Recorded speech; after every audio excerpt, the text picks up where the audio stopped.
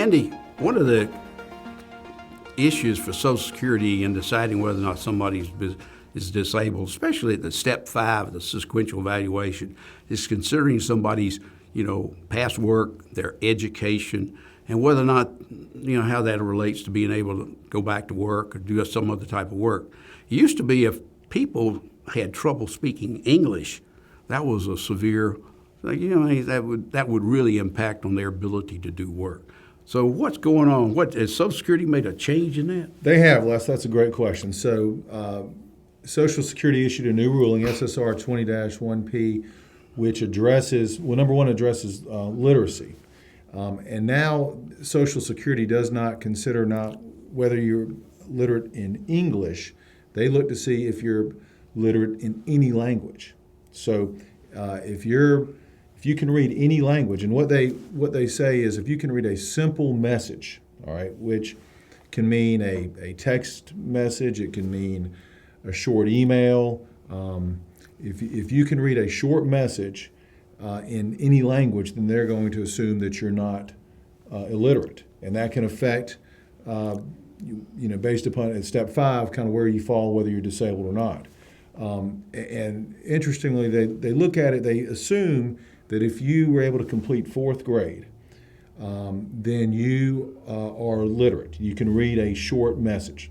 Now, that's a rebuttable presumption. So some people can be, they can reach the 4th grade, and if the claimant can show that, well, they can't read more than a short message, again, then Social Security can find them to be literate or illiterate. But just because, on the other hand, just because you didn't make it to 4th grade, doesn't mean that you are illiterate. So you could have a 1st grade education, formal education, but you might still be able to read a simple short message, meaning that you are literate. So again, Social Security has changed the rules fairly recently to make it more challenging for people to use literacy as a factor in their favor to be approved for disability benefits. Well, that will make it certainly more difficult, because it used to be that, hey, if you couldn't speak English well or you couldn't read English well, then you would have a much harder time in the workplace.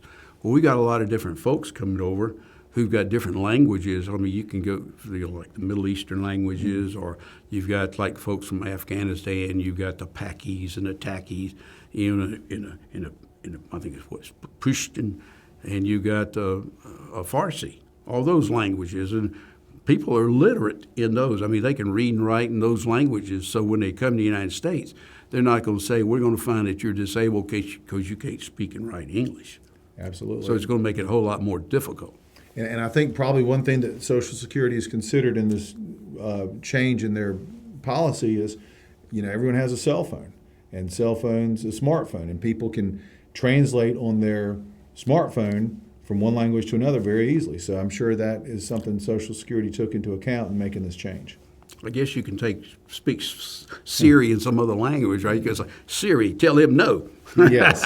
Hold your phone up, no.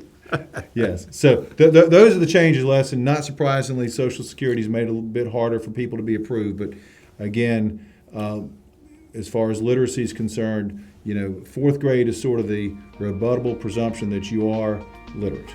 So there you go. Thanks.